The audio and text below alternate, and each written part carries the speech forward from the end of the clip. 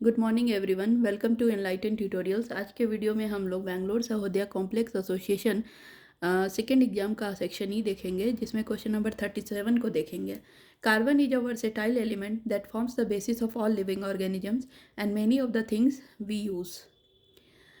A large variety of compounds is formed because of its tetravalency. Compounds of carbon are formed with oxygen, hydrogen, nitrogen, sulfur, chlorine, and many other elements. Answer the following questions.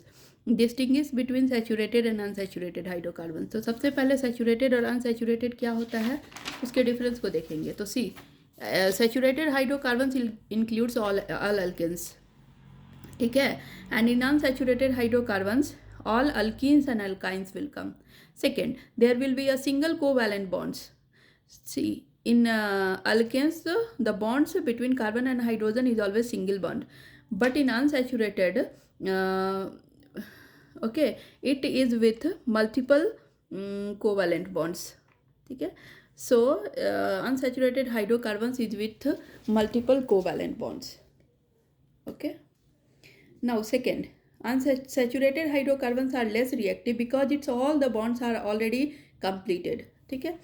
And unsaturated hydrocarbons are more reactive because if any other element will come, it can combine with that element because उसके पास extra because उसके पास एक bond है जो कि अगर कोई element नहीं है, इसलिए वो मजबूरी में अपने ही कार्बन के कंपाउंड से वो डबल बॉन्ड बना लेता है. अगर कोई और एलिमेंट मिल जाएगा, जैसे कि क्लोरीन, फ्लोरीन या फिर कोई और, तो फिर वो उससे बॉन्ड बना लेगा, ठीक है. Now saturated hydrocarbons burning in air result in a blue और नॉन सूटी फ्लेम. अगर सैचुरेटेड हाइड्रोकार्बन्स को बर्न करेंगे ना, तो वो पूरी तरह से कम्प्लीटली बर्न होगा और कोई फ्लेम नहीं होगा, ठीक है. लेकिन जब आप अनसैचुरेटेड हाइड्रोकार्बन्स को बर्न करोगे ना, तो वो येलो फ्लेम से जलेगा. और सूटी फ्लेम मतलब होता है कारिक होता है, ठीक है. कोई जब आप लकड़ी को जला के खाना बनाओगे ना, तो येलो कलर का फ्लेम निकलेगा और उसमें कुछ सूटी सब्सटेंस निकलेगा. That is because of unsaturated hydrocarbons के बर्निंग से होता है. और सैचुरेटेड में कम्प्लीटली बर्न होता है. जैसे कि एलपीजी को बर्न करोगे तो ब्लू कलर का फ्लेम निकलेगा और कोई भी सूटी फ्लेम आपको नहीं मिलेगा, मतलब कोई भी कारिक आपको बर्तन के पीछे नहीं दिखेगा. नाउ क्वेश्चन नंबर इसका सेकेंड देखेंगे. List two properties by virtue of which carbon forms a large number of compound. तो सबसे पहले तो कैटिनेशन इसका एक प्रॉपर्टी है. Carbon atoms can bond with each other to form a long chains and rings, ठीक है. कार्बन एटम्स अपने ही कार्बन के दूसरे एटम से जुड़कर बहुत लंबा चेन बनाता है, इसलिए इस कैटिनेशन है एक प्रॉपर्टी. और सेकेंड प्रॉपर्टी है tetravalency. Carbon has a valency of 4, meaning it can bond with 4 other atoms, इसलिए बहुत सारे कंपाउंड कार्बन के दिखते हैं. Right the formula of the functional group present in aldehyde and ketones. तो सबसे पहले हमको फंक्शनल ग्रुप देखना है एल्डिहाइड एंड कीटोन्स में. तो एल्डिहाइड में हमारा फंक्शनल ग्रुप CHO होगा और कीटोन्स में हमारा CO होगा, C डबल बॉन्ड O, ठीक है. फिर इसमें पूछ रहा है मॉलिक्यूलर कंपाउंड ऑफ C3H6O. आपको C3H6O के the structural isomers of the compound with molecular formula C3H6O that are an aldehyde and propanol. देखो, आपको C3H6O अगर देंगे ना, तो और इससे बोलेंगे कि आप इसे स्ट्रक्चरल आइसोमर बनाइए, मतलब मॉलिक्यूलर फॉर्मूला तो सेम है बट डिफरेंट स्ट्रक्चर ड्रॉ कीजिए. तो आपको 2 स्ट्रक्चरल आइसोमर्स मिलेंगे. एक तो मिलेगा एल्डिहाइड जो कि हमारा है प्रोपेनल, ठीक है. एक हमारा है ये प्रोपेनल, इसको हम लोग बोलेंगे प्रोपेनल. और दूसरा हमारा हो जाएगा कीटोन जो कि प्रोपेनोन है, ये हमारा प्रोपेनोन हो जाएगा. सो आपको सेम मॉलिक्यूलर फॉर्मूला C3H6O और उससे आप 2 डिफरेंट आइसोमर्स ड्रॉ कर सकते हो, 2 डिफरेंट कंपाउंड ड्रॉ कर सकते हो. देखो, इसमें भी C3H6O है. काउंट करो 1 2 3, C3H6 1 2 3 4 5 6 O, ठीक है. इसमें भी देखो C3 1 2 3, H6 1 2 3 4 5 6 और O, ठीक है. लेकिन यहाँ पे जो है ना C डबल बॉन्ड OH, ये टर्मिनेटिंग एंड है, मतलब एंड पे आपको मिलेगा। ये अगर एंड पे रहेगा तो ये हो जाएगा हमारा एल्डिहाइड। अगर ये बीच में आ जाएगा फंक्शनल ग्रुप तो ये हमारा हो जाएगा कीटोन। कीटोन हमेशा बीच में आता है, एल्डिहाइड हमेशा कॉर्नर पे आता है, याद रखिएगा, ठीक है। इसका एक और है, what are structural isomers, right the structures of 2 isomers of butane. तो आपको स्ट्रक्चरल आइसोमर्स क्या होता है पहले देखना पड़ेगा। Structural isomers are molecules with the same chemical formula but different arrangement of atoms, ठीक है। तो स्ट्रक्चरल आइसोमर्स वैसे कंपाउंड होते हैं ना जिनका मॉलिक्यूलर फॉर्मूला सेम है बट स्ट्रक्चरल फॉर्मूला डिफरेंट है। देखो C4H10, ठीक है। तो देखो C4H10 से आप कैसे ड्रॉ कर सकते हो, एक तो आप डायरेक्ट सीधा चेन ले लो 1 2 3 4 कार्बन का और हाइड्रोजन को ऐसे हर बॉन्ड पे जोड़ दो, तो CH3 CH2 CH2 CH3। और दूसरा आप ऐसे जोड़ सकते हो CH3 फिर CH और एक जो कार्बन है ना उसको मैं सेकेंड कार्बन के नीचे ले आई। आप इस कार्बन के नीचे मत लाना, अगर इस कार्बन के नीचे ले आओगे तो भी वो एक लीनियर चेन ही बनाएगा, क्योंकि आप उसको ऐसे करके ऐसे भी कर सकते हो।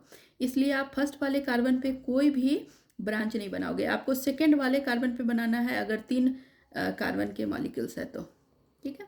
तो ये हमारा क्या हो जाएगा, ब्यूटेन हो जाएगा क्योंकि सिंगल सिंगल बॉन्ड है। और यहाँ पर देखो यहाँ पर फर्स्ट सेकेंड, पहले तो नेमिंग कर दो फर्स्ट सेकेंड थर्ड, और सेकेंड जो कार्बन है ना उस पर एक ग्रुप है, तो देखो ये क्या हो जाएगा 2 मिथाइल प्रोपेनोन, ठीक है। सेकेंड कार्बन पे है इसलिए 2, ये एक फंक्शनल ग्रुप है मीथेन का इसलिए हम लोग लिखेंगे मिथाइल, ठीक है। ब्रांच है इसलिए मिथाइल 2 मिथाइल प्रोपेनोन, ये हमारा हो जाएगा, ठीक है। नाउ क्वेश्चन नंबर 38 देखेंगे। Pooja has green eyes while her parents and brother have black eyes. पूजा's husband Ravi has black eyes while his mother has green eyes and his father has black eyes. On the basis of the above given information, is the green eye color a dominant color or a recessive trait? ठीक है, justify your answer. तो देखो green eyes are recessive trait, ठीक है। green eyes are only expressed with when both the alleles for eye color are recessive. तो green आई एक recessive trait है और रेसेसिव ट्रेट में हमेशा होमोजाइगस कंडीशन होता है। तो अगर मान लो ब्लू कैपिटल बी से हम लोग करेंगे और ग्रीन येलो बी से करेंगे, तो अगर आप दोनों कैपिटल बी बना रहे हो तो ये ब्लैक हो जाएगा, लेकिन ये होगा होमोजाइगस, ठीक है। अगर कैपिटल बी स्मॉल बी बना रहे हो तो ये भी ब्लैक होगा, लेकिन ये हो जाएगा हेटेरोजाइगस, ठीक है। ठीक है, अगर आप एक स्मॉल और कैपिटल बी बना रहे हो तो ये गलत होगा, क्योंकि बी हमेशा डोमिनेंट है तो बी हमेशा पहले बनेगा, और ये भी बनेगा ब्लैक और होमोजाइगस हेट्रोजाइगस। हेट्रोजाइगस मतलब क्या, ये दोनों बी सेम नहीं है। अगर आप स्मॉल बी बना रहे हो तो अब ये बनेगा ब्लू, लेकिन ये होमोजाइगस होगा, क्योंकि ब्लू कलर हमेशा होमोजाइगस कंडीशन में ही रहेगा। हेट्रोजाइगस में अगर आप रखोगे ना तो फिर से ये ब्लैक हो जाएगा, ठीक है। तो अब इन्होंने पूछा है green eyes are recessive trait, green eyes are only expressed when both the alleles of the eye colour are recessive, दोनों ही रेसेसिव हो तभी हम ब्लू कलर को लिखेंगे। It will express only homozygous condition, और ये सिर्फ होमोजाइगस को करता है। ब्लैक होमोजाइगस भी हो सकता है, हेट्रोजाइगस भी हो सकता है, लेकिन ब्लू हमेशा होमोजाइगस होगा, ठीक है। इसका सेकेंड देखेंगे, what is possible genetic makeup of Pooja's brother eye colour. Pooja के ब्रदर के आई कलर का क्या पॉसिबल जेनेटिक मेकअप हो सकता है। तो देखो possible genetic makeup of Pooja's Pooja's brother could have 1 allele for black eyes and 1 allele for the green eyes. या तो एक ब्लैक और एक ग्रीन हो सकता है, क्योंकि उन्होंने बताया है कि पूजा के भाई का ब्लैक कलर का आइज है। तो पॉसिबल तो ये हो सकता है कि अगर ब्लैक है तो ब्लैक होमोजाइगस हो सकता है या हेट्रोजाइगस हो सकता है। हेट्रोजाइगस तब होगा जब एक एलील ब्लैक कलर का और दूसरा एलील ब्लू कलर का हो। एलील मतलब क्या है, जीन्स, क्रोमोजोम्स पे जो जीन्स प्रेजेंट होते हैं उसको एलील्स बोलते हैं। तो एक जीन्स ब्लैक और दूसरा जीन्स ब्लू हो, ठीक है। और दोनों ही जीन्स अगर ब्लैक हो तो भी ब्लैक होगा, अगर एक जीन्स ब्लैक एक जीन्स ब्लू है तो भी ब्लैक होगा। मतलब ये हेट्रोजाइगस और ये होमोजाइगस कंडीशन है। इसका क्वेश्चन नंबर 3 देखेंगे कि right the probability that the offspring of Pooja and Ravi will have green eye, also show the inheritance of the eye colour in the offspring with the help of suitable cross. तो सबसे पहले देखेंगे कि देखो ये पूजा का है और ये रवि का है, ठीक है। पूजा का ब्लू कलर है, रवि का ब्लैक कलर है। तो देखो blue this is for Ravi and this is for Pooja. अब हम एक एक जीन का लेंगे और क्रॉस कराएंगे। तो यहाँ कैपिटल बी, यहाँ स्मॉल बी, तो capital B small b that is blue, again small b that is capital B small b that is black, small b blue, capital B small b black, capital small b blue. तो अब देखो यहाँ पे blue का black का 2 है chance और blue का भी 2 है। तो genetic cross 50% of the offspring can have green eye colour. ठीक है, देखो रवि का हमने क्यों माना है वो कैपिटल बी स्मॉल बी होगा, क्योंकि यहाँ पे क्लियरली लिखा हुआ है कि रवि के जो मदर है ना, see here Pooja's husband Ravi has black colour. क्यों? क्योंकि उनकी माँ का ग्रीन कलर और फादर का ब्लैक था। तो माँ का ग्रीन फादर का ब्लैक था, मतलब उसका रवि का एक ब्लैक और एक ब्लू जीन्स लेंगे। ठीक है, तो ये हेट्रोजाइगस ब्लैक होगा। और पूजा का तो बताया है उन्होंने क्या कि ब्लू ही है, मतलब पूजा का हेट्रोजाइगस ब्लू हो नहीं सकता है, इसलिए होमोजाइगस ब्लू लेंगे। इसलिए हम लोग capital B small b Ravi के लिए और स्मॉल बी पूजा के लिए लिए हैं। अब जब क्रॉस कराएंगे तो जेनेटिक क्रॉस में 50% of the offspring can have green eye colour. ठीक है, इसका सेकेंड देखो, 50% of the offspring Pooja brother are green eyed with the help of cross show how this is possible. तो 50% ऑफ द पूजा के जो भाई का जो ऑफस्प्रिंग है, मतलब बेबी है, उसका 50% चांस है ग्रीन आई कलर का। तो कैसे ये पॉसिबल है, आप क्रॉस से बताइए। तो देखो ब्रदर इज हेट्रोजाइगस, अगर ब्रदर हेट्रोजाइगस होगा, पूजा का भाई का भी ब्लैक आई है, पर अगर उसका भाई का आई अगर हेट्रोजाइगस ब्लैक होगा और उसकी वाइफ का होमोजाइगस ब्लू होगा, तभी ये 50% का 50-50 का चांस है। अगर उसके ब्रदर का ब्लैक होगा लेकिन pure black that is homozygous black होगा, और वाइफ का होमोजाइगस ब्लू होगा, तब ये कंडीशन पॉसिबल नहीं है। तब 75 और 25% का चांस आ जाएगा। तो हम लोग फिर से सेम लेंगे क्रॉस कि उसके भाई का कैपिटल बी स्मॉल बी, उसकी वाइफ का स्मॉल बी क्रॉस कराएंगे। तो अगेन देखो ब्लैक फिर ब्लू फिर ब्लैक फिर ब्लू, मतलब 50% of the offspring can have a green eye colour as per the cross shown. Question number 39 देखेंगे कि state Ohm's law. Ohm's law क्या होता है? देखो Ohm's law states that the current flowing through a conductor between 2 points is directly proportional to the voltage across the 2 points and inversely proportional to the current flowing through the conductor. तो directly proportional हो जाएगा and flowing through the conductor is directly proportional to the voltage and inversely proportional to the resistance। ठीक है, so I is equal to V by R हो जाएगा, मतलब current is directly proportional to voltage and inversely proportional to the resistance हो जाएगा। ठीक है, V is equal to I. अब देखो इसका, ये हमारा पोटेंशियल डिफरेंस दिया है, यहाँ करंट दिया है। ठीक है, on examining the above observation the teacher asked the student to reject one set of the readings as the values are out of the agreement with the rest, which one of the above sets of the reading can be rejected। तो सबसे पहले इसके लिए हम लोग VI graph बनाएंगे। तो voltage इन्होंने दिया है 1.0 2.2 3.0 4.0 एंड 6.4, और यहाँ पे करंट है 0.1 0.2 0.3 0.4 0.5 0.6 एम्पियर। ठीक है, अब जब आप VI ग्राफ प्लॉट करोगे ना, तो आपको कुछ ऐसा स्ट्रेट लाइन मिलेगा पासिंग थ्रू द ओरिजिन। ठीक है, तो यहाँ देखो ये हमारा 0.1 और 1.0 है, ये 0.2 और 2.2 है, ये हमारा 0.4 4.0 हो जाएगा, और ये पॉइंट हमारा 0.6 और 6.4 होगा। लेकिन यहाँ पर इन्होंने 3.0 और 0.6 भी दिया है, तो हमने 3.0 और 0.6 को इस पॉइंट पे प्लॉट किया।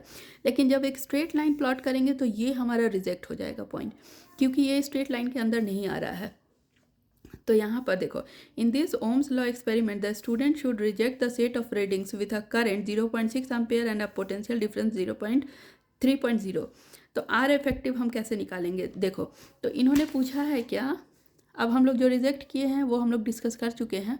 Calculate the mean of the resistance of the register based on the remaining 4 set of reading. तो पहले हमें मीन निकालना है, तो पहले मीन निकालने के लिए मीन ऑफ द रेजिस्टेंस निकालना है, तो पहले हम लोग आर इफेक्टिव निकालेंगे। तो आर इफेक्टिव के लिए R1 + R2 + R3 + R4 करेंगे। R1 हमारा 1.0 / 0.1 है, R2 हमारा 2.2 बाई 0.2 है, R3 हमारा 4.0 बाई 0.4 है और R4 हमारा 6.04 बाई 0.6 है। जब आप इसको ऐड करोगे ना, इसका वैल्यू आ जाएगा 10 + 11 + 10 + 10.7, तो ये हमारा मिलेगा 41.7। अब मीन निकालोगे तो total sum of the observation by total number of observation, that is 41.7 हो गया और टोटल नंबर ऑफ ऑब्जर्वेशन 4 है, तो हमारा मीन वैल्यू आ जाएगा 10.425। ठीक है। अब देखो इन्होंने पूछा है क्या कि also draw the circuit diagram for the experiment. तो पहले हमें पता करना है कि ये सीरीज में है या पैरेलल है। तो देखो ये अगर पैरेलल होता ना तो ये स्लोप जो है ना लेस स्टीप होता, मतलब ये थोड़ा ऐसे ऊपर होता। देखो ऐसे होता, पैरेलल में लेस स्टीप होगा और सीरीज में मोर स्टीपर होगा। तो सीरीज में ये बिल्कुल नीचे करंट की तरफ झुका होगा। तो यहाँ पे देखो करंट की तरफ ये झुका हुआ है, इसलिए ये सीरीज कॉम्बिनेशन का होगा। तो सीरीज कॉम्बिनेशन में steeper slope indicates the high resistance और पैरेलल में less steep slope indicates the lower resistance. तो अब हम इसको सीरीज कॉम्बिनेशन में एक सर्किट डायग्राम बनाएंगे जिसमें हमने 1.3 एम्पियर का करंट फ्लो कराएंगे। जो भी हमारा करंट है उसको हमने सम कर दिया है उसका, ठीक है। और फिर हमारा ये R1 है, R2 है, R3 है, R4 है, डिफरेंट रेजिस्टेंस है, ठीक है। यहाँ पे रेजिस्टेंस ऑलरेडी दे चुका है, यहाँ पे मैंने निकाला है ना 10, 11, 10 और 10.7। 10 ओम, 11 ओम, 10 ओम, अगेन 10.7 ओम। वोल्टेज हमारा 1.0 है, 2.2 वोल्ट है, 4.0 वोल्ट है, 6.4 वोल्ट है। सीरीज में क्या होता है ना कि करंट सेम फ्लो होता है पर वोल्टेज अलग अलग होते हैं हर रेजिस्टेंस में। सीरीज सेम करंट इसलिए फ्लो होगा क्योंकि जब आप दिवाली लाइट देखे हो, दिवाली लाइट में सारे लाइट में सेम ही करंट होते हैं लेकिन वोल्टेज अलग अलग होता है सबका। तो सेम करंट होने के कारण इस बॉल में, इसमें भी सेम ही करंट फ्लो होगा। अगर यहाँ से ये बॉल गया मतलब ये सारे बॉल नहीं जलेंगे, यहाँ से अगर ये बॉल फ्यूज़ हुआ तो ये सब नहीं जलेगा। और हमारे घर में जितने भी अप्लायंसेस हैं वो सब पैरेलल कॉम्बिनेशन में है क्योंकि सब में डिफरेंट करंट फ्लो होता है पर वोल्टेज सेम होता है सबका। इसलिए हमारा ये सर्किट डायग्राम यहाँ पर ये वाला होगा, ठीक है। तो आज के वीडियो में बस इतना ही। नेक्स्ट वीडियो में मैं फिर से बेंगलोर सहोदया स्कूल कॉम्प्लेक्स एसोसिएशन का मैथ का सेट लेकर आऊँगी। तब तक आप हमारे चैनल पे बने रहिए, हमारे वीडियो को लाइक शेयर एंड सब्सक्राइब करें। Thank you so much.